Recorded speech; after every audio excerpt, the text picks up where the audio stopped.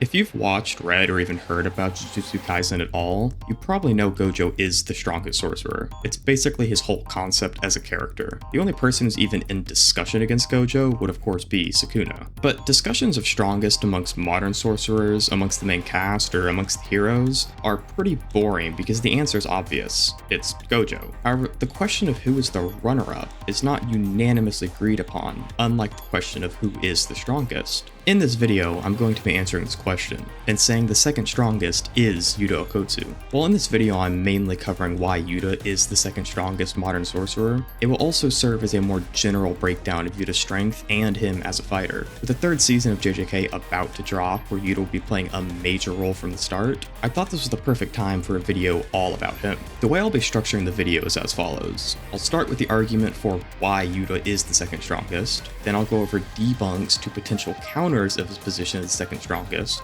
and then I'll cover his arsenal of abilities. I'll also have timestamps for each of these sections below. And real quick before I start, I would of course appreciate it if you both liked the video and subscribed. I'll be putting out more JJK videos going forward, as well as covering other series like Bleach and Naruto. So if you like content like this, you'll have plenty more to watch in the future. Anyways, on with the video. Yuta is actually stated second to Gojo multiple times, both in the manga and in extra material. In the manga, it's stated he's second to Gojo, but the specifics of this statement differs upon the translation. The official Viz says that he is second to Gojo in unusual abilities, and this has caused some confusion. Some people think this statement potentially doesn't really mean power, and the wording makes it seem like he's maybe second in techniques, or in terms of how odd their techniques are. However, the TCB translation, which is a separate fan translation of the manga, and has fixed some errors within the Viz translation in the past, just says Yuta is second to Gojo, more generally. Also, the description of Yuta in a popularity poll says he is second to Gojo more generally as well. Even just assuming the Viz translation is correct, it can easily also be interpreted as saying he is second to Gojo as a sorcerer. The fanbook references sorcerers as holders of unusual powers, and while this exact word choice obviously differs a bit, translation between Japanese and English isn't a one-to-one conversion. Point being, second in unusual abilities can be seen as a way of saying second as a sorcerer, as sorcerers are people possessing unusual abilities. This would be consistent with other translations and statements more generally stating Yuta as second to Gojo. Also, in regards to the translation, Lightning, who is a translator that has worked on the JJK manga officially, detailed the translation of this Yuta statement and concluded that in context, this meaning Yuta is the second strongest is very likely. I'll link the Twitter thread down below where he goes over this, but he goes in depth and has a lot of interesting breakdowns about JJK on his Twitter, so I definitely recommend checking it out. Overall, this statement and others consistently push Yuta as second to only Gojo as a sorcerer. Now, there are some seemingly contradictory things to these statements, and I want to go over these because I think they're all invalid and mainly stem from misinterpretations of the series. The first one I want to cover is Yuji's fight with Yuta. Some say this means Yuta without Rika is actually around Yuji's level, and with the anime about to cover this fight, I want to address it first, as Yuji is not anywhere near Yuta's level, even when Yuta is not using Rika. The first important point about this fight is that Yuta likely isn't going all out during this encounter. He could have summoned Rika anytime, but chose not to, and whenever he finally summons Rika, he says, "just playing," in reference to his fight with Yuji. Some may say even if he didn't summon Rika, that doesn't mean he can't fight all out physically, and while this is true, if he isn't going all out in general by using his full arsenal, it brings into question if he has intent of fighting seriously at all. On top of this, once Yuta actually summons Rika, it restrains Yuji very easily, and this Rika isn't even fully manifested. For those unfamiliar, Rika has two states, the normal form and full manifestation. The full manifestation is activated by Yuta putting on his ring, and Rika is notably stronger when fully manifested, and Yuta is shown comparable to fully manifested Rika.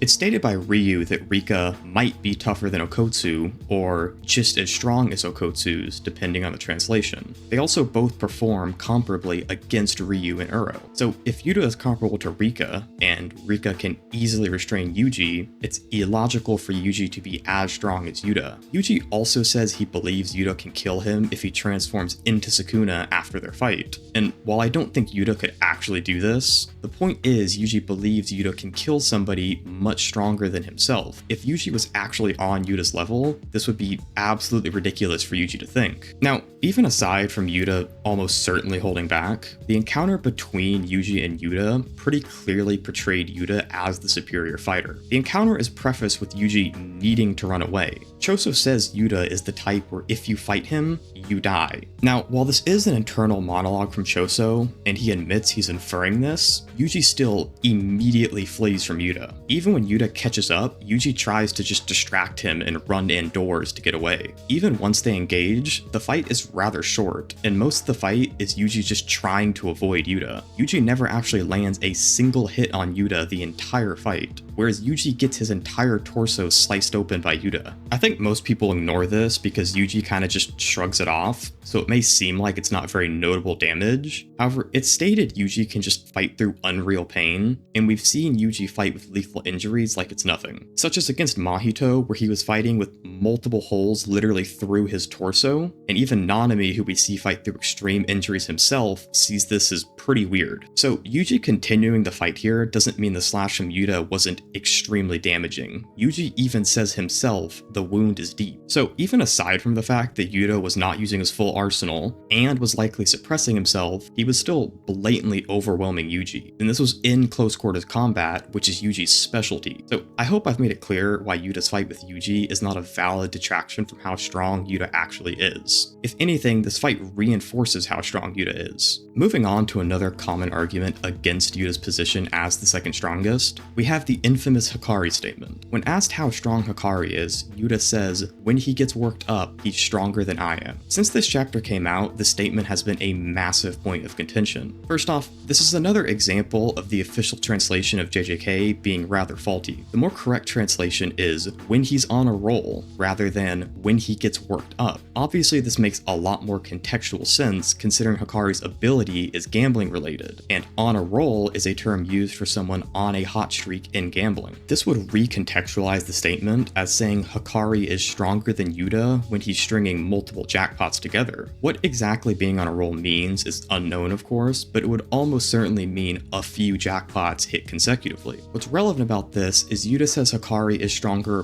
when on a roll, so it would imply Hikari is not stronger normally. If Hikari was stronger normally without having to chain jackpots, it would be pointless to make the specification. With all the other statements of Yuta being the second strongest taken into account, it makes sense to say Hikari being stronger is only a conditional thing. You could even explain this more specifically when analyzing both fighters' abilities. Yuta can only manifest Rika fully for 5 minutes at a time, and we see Yuta fatigue during his fight with Ryu and Uro. The time frame is of course vague, but not implied to be an incredibly long fight, and the entire fight was under a few chapters. In contrast, Hikari had a time limit of 4 minutes and 11 seconds to his jackpot, but can re-roll immediately when this expires. And again, Hikari being stronger is under the context of landing consecutive jackpots. When landing these jackpots, Hikari has unlimited cursed energy and will heal all damage done to him. So even if Yuta is stronger in the sense of being superior at full power, chaining jackpots together allows Hikari to outlast foes Yuta couldn't and continue fighting at top power for longer. The other thing about this statement, even if you ignore all context and just say it is Yuta directly saying Hikari is stronger than him overall, that's just what Yuta thinks. None of the statements of Yuta being the second strongest are from himself. They are all statements made by narrators or outside sources meant to frame the story for the audience, whereas characters are actual people with flaws and biases that can make what they say incorrect. For example, right after Yuta says Hikari is stronger than he is, Maki says this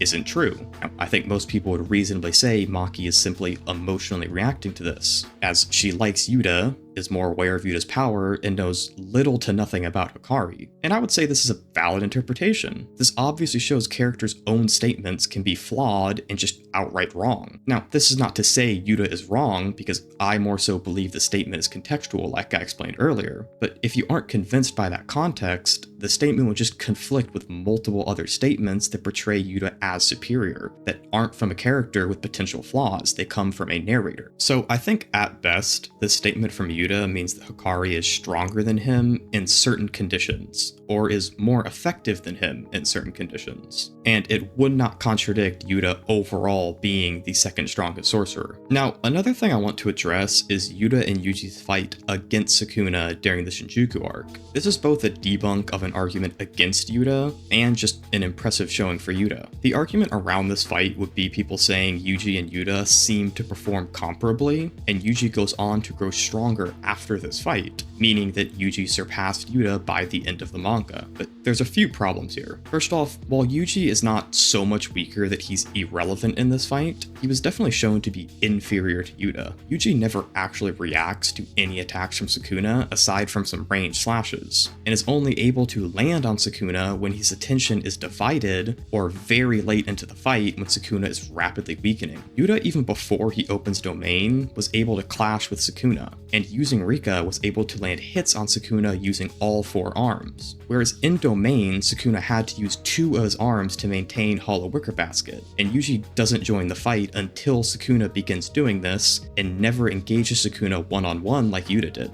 The whole reason Yuji needed to be a part of this domain in the first place was something aside from his more general strength. He had punches that could attack the soul directly and weaken Sukuna's connection to Megami as a vessel. This obviously makes Yuji a special matchup against Sukuna, but even having this special trait, Sukuna still seems to focus his attention on Yuta. Every time Yuji and Yuta tag team Sukuna, Sukuna is looking directly at Yuta and countering Yuji's attacks while not looking. Even when Yuji would attack Sukuna alone, he would side-eye Yuji to maintain focus on Yuta. Now, this may seem like a tiny detail that only someone who has spent far too much time reading JJK would bring up, and while this is definitely true, I think it is actually a valid point. We actually see something similar when Yuji and Maki fight Sukuna earlier in the series. Whenever they attack Sukuna at the same time, we see Sukuna looking directly at Maki, very similarly to what he did in the Yuta fight. And we later on get a statement from Sukuna seemingly confirming he viewed Maki as a greater threat, telling Urame that she was correct to focus her cursed energy on the woman, obviously in reference to Maki. This Maki example works well because in this fight, Yuji is seemingly able to somewhat keep up with Maki, but is ultimately weaker, and the way Sukuna treats Maki in this fight is very similar to how he treats Yuta later. This would obviously just further reinforce that Yuta is stronger than Yuji, and Sukuna's focus on Yuta is related to this. Now, I do think Yuji is at least somewhat comparable to Yuta in this fight, but this also isn't a bad look for Yuta. Yuji at this point in the manga is just insanely strong himself. It seems like much of the fanbase has an issue with Yuji being in the top tier of sorcerers, or think he isn't until he later gets stronger in Shinjuku, many pointing to the fact that Yuji is a rather new sorcerer and shouldn't be a top level fighter, but there's a lot of special circumstances surrounding Yuji that allows him to grow this strong. First off, it's stated Yuji basically soaked up cursed energy from Sukuna, and this is after Sukuna switched his vessel to Megami. So Yuji likely gained cursed energy from Sukuna being inside of him for so long. On top of this, it's directly stated Yuji possessed rapid growth as a sorcerer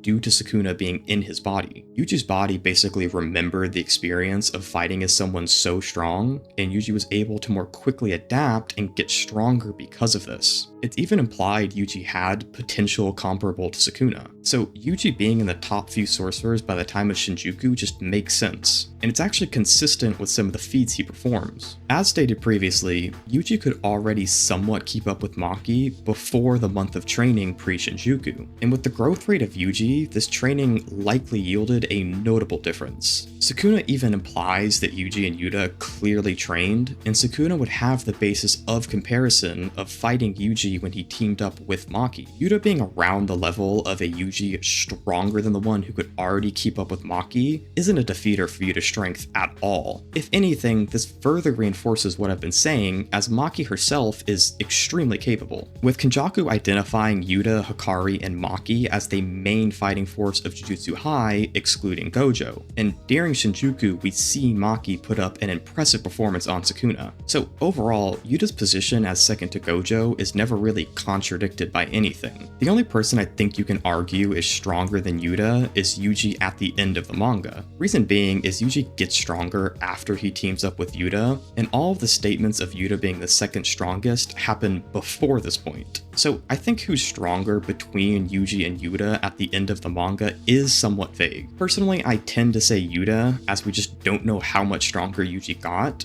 and the last point of direct comparison we got portrayed Yuta as superior. But if you think Yuji is stronger end of series, I wouldn't really argue with you too much. But this segues nicely into the next thing I want to cover, because I think one of the best points in Yuta's favor against Yuji is his arsenal of techniques. Aside from maybe Geto and Kenjaku just because they have so many cursed spirits, Yuta undoubtedly has the deepest bag of techniques in the entire series. Yuta of course has Rika, and even aside from the abilities granted when he manifests Rika, Rika makes any matchup you place Yuta into a 2-on-1 match immediately. With Rika and Yuta being comparable, it's like Yuta can replicate all the times Yuji jumps an opponent with a teammate as part of his standard arsenal. We actually see examples of this, like Yuta landing a hit on Sukuna because he had to use multiple arms to block Rika, or when Rika held off Ryu so Yuta could engage in a 1-on-1 with Uro. Now, this is just mentioning Rika as an extra body to help Yuta, but this isn't even the best asset she provides. When Yuta manifests Rika, he gets access to his full arsenal. The most basic thing manifesting Rika does is it allows Yuta to tap into Rika's seemingly endless pool of cursed energy. During his fight with Ryu and Uro,